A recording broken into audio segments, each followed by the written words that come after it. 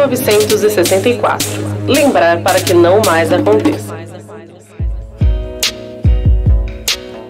Começa agora em FM 87,5, em radiocantareira.org e nas plataformas digitais a série 1964. Lembrar para que não mais aconteça. Ao longo desse projeto, abordamos em cada programa como foi o enfrentamento contra a ditadura militar a partir da educação, cultura, esporte, movimentos sociais e meios de comunicação independentes, demonstrando que esse período não deixou saudade e não pode voltar. Eu sou a Carolina Suzai e esse é o 12º episódio de um projeto que tem como objetivo dialogar sobre o que de fato aconteceu no Brasil em 1964, ano em que se instalou no nosso país uma ditadura que durou mais de 2 décadas. Para encerrar esse projeto tão necessário nos dias atuais, o último episódio é sobre o Memorial da Resistência, localizado no Largo General Osório 66, Santa Efigênia, centro de São Paulo, um espaço para lembrar das lutas pela democracia no Brasil.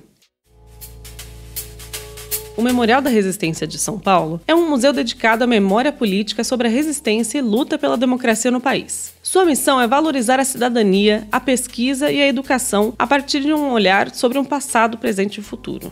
Aberto ao público em 2009, funciona no mesmo prédio em que operou o Departamento Estadual de Ordem Política e Social, entre 1940 e 1983, local que abrigou uma das polícias mais violentas do país, principalmente durante o regime militar entre 1964 e 85. Com exposições temáticas de grande impacto social, ações educativas, atividades para pessoas com deficiência e programas culturais gratuitos, o museu se consolidou como referência em educação em direitos humanos, promovendo o pensamento crítico e desenvolvendo atividades sobre direitos humanos, repressão, resistência e patrimônio.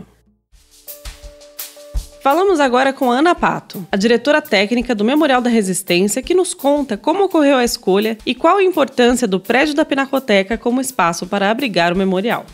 O Memorial da Resistência ele foi inaugurado em 2009 e ele é resultado de uma demanda de parte da sociedade civil organizada em torno do Fórum dos Ex-Presos e Perseguidos Políticos. Então a gente está aqui no prédio, que hoje é conhecido como Estação Pinacoteca, e abriga o Memorial da Resistência. Então o memorial é criado com essa demanda para preservar o antigo espaço carcerário, que fica no térreo, mas sobretudo a memória das vítimas, né, como um espaço de reparação, para que a gente não esqueça essa história, o que foi o período da ditadura civil-militar brasileira. O Memorial da Resistência possui uma exposição permanente, que ajuda os visitantes a entenderem a importância histórica do espaço. Esse percurso é dividido em 4 módulos. O primeiro módulo aborda as espacialidades da ditadura no estado de São Paulo, com painéis que apresentam os locais vinculados aos períodos ditatoriais na cidade e no estado de São Paulo. Em contínua expansão, seu inventário conta atualmente com mais de 180 lugares reconhecidos. O segundo módulo traz a história do edifício e suas memórias, com informações sobre como foi a construção do prédio e como funcionou a estrutura do Departamento Estadual de Ordem Política e Social, local de controle e repressão contra os cidadãos. No terceiro módulo, chamado Controle, Repressão e Resistência, o tempo político e a memória, é mostrado aos visitantes as noções, as estratégias e os fatos relativos ao controle, repressão e resistência que configuram a abordagem dessa sala. O quarto e último módulo é sobre a construção da memória, o cotidiano nas celas do DEOP São Paulo, mostrando como era o conjunto prisional composto por 4 celas, um corredor principal e um corredor para banho de sol. Em cada um dos espaços, painéis e outros suportes audiovisuais apresentam desde o processo de implantação do Memorial da Resistência aos testemunhos sobre o cotidiano na prisão. Ana, nos últimos anos, pessoas saíram às ruas para pedir a volta da ditadura militar. Qual o papel do Memorial da Resistência na desconstrução desse discurso?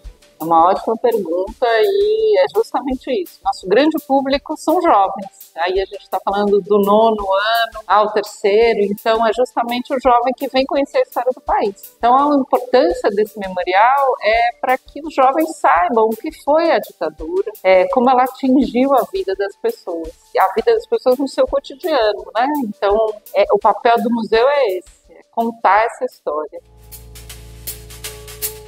O Memorial da Resistência também abriga exposições temporárias, A mostra é do projeto Brasil Nunca Mais, empreendido entre 1979 e 1985. A iniciativa foi responsável por sistematizar e produzir cópias clandestinamente de mais de 1 milhão de páginas, contidas em 707 processos do Superior Tribunal Militar, revelando a extensão da repressão política do Brasil no período. A exposição também lança luz sobre o tempo presente, oferecendo indícios da importância desse debate hoje na perpetuação das permanentes violências do Estado contra suas minorias e populações vulneráveis. Ana, quais as principais obras e reflexões presentes na exposição Uma Vertigem Visionária, Brasil Nunca Mais? Foi um projeto que aconteceu entre 1979 e 1985. Conta justamente a história de resistência que aconteceu totalmente na clandestinidade, com apoio da Igreja, através de Dom Paulo Evaristo Arnes, e da Igreja Presbiteriana, através do James Wright.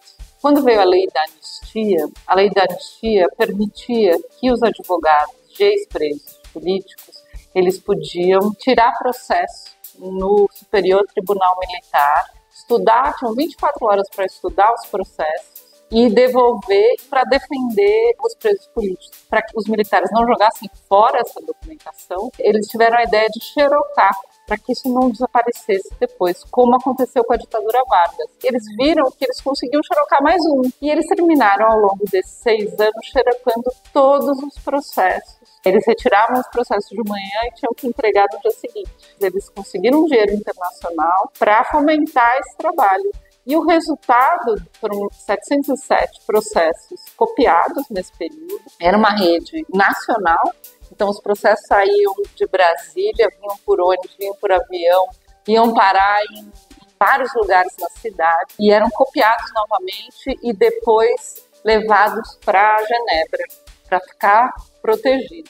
A partir disso foi lançado um livro pela editora Vozes, em 1985, e toda uma documentação que prova que os militares usavam a tortura como um recurso de coação. E a importância desse projeto é conhecer a história, mas mais do que isso, é a gente pensar o quanto dessas práticas seguem no presente. Em 2024, quando o Brasil completou 60 anos do golpe militar de 1964, o Memorial da Resistência apresentou uma exposição em homenagem ao papel de luta e resistência desempenhado pela Pontifícia Universidade Católica de São Paulo, a PUC, durante os anos da ditadura. A exposição Ocupações Memorial Resistências na PUC, inaugurada em março de 2024 e encerrada em março de 2025, destacou a atuação da universidade como um bastião de democracia e liberdade em um período marcado pelo autoritarismo, censura e violência, oferecendo um olhar detalhado sobre a história de resistência vivida e promovida pela instituição. Outro eixo importante do Memorial de Resistência é o Centro de Referência, um espaço físico e virtual dedicado à pesquisa e à preservação da memória política, da repressão e da resistência em contextos autoritários no Brasil.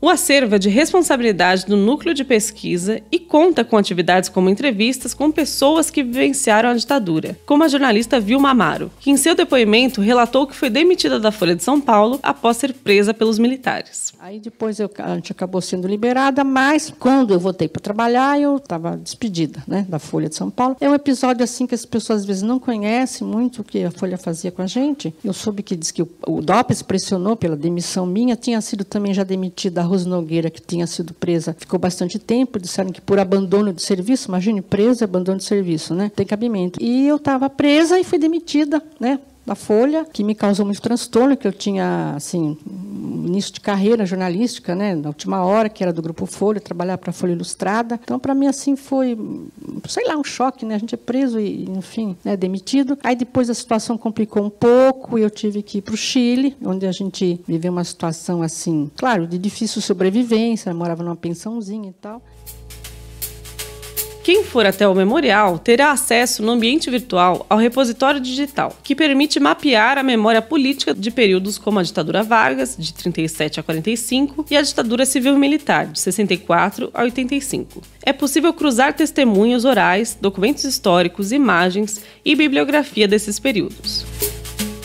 Em contramão a esses movimentos de registro dos horrores da ditadura, temos o caso do Arquivo Público do Rio de Janeiro, a APERJ. Fechado no início de janeiro de 2025, após o diretor Vitor Travancas denunciar que o prédio está em péssimas condições e apresenta risco iminente de desabamento e incêndio. Entre os arquivos da APERJ estão documentos sobre o ex-deputado Rubens Paiva, morto pelos militares, além de outros documentos produzidos pelo DOPS, órgão encarregado pela repressão e tortura na capital fluminense. Essa notícia reforça a falta de cuidado com as memórias da nossa história, mais precisamente da ditadura militar, que mergulhou o país em 21 anos de terror e violação dos direitos humanos. Concluímos assim a série 1964, Lembrar para que não mais aconteça. Foi um prazer desfrutar da sua companhia. Se você quiser ouvir novamente este ou outros episódios da série, acesse nosso site radiocantareira.org e no seu streaming favorito. Eu sou a Carolina Suzai e esse programa foi realizado com apoio da 8ª edição do Programa Municipal de Fomento ao Serviço de Radiodifusão Comunitária para a cidade de São Paulo.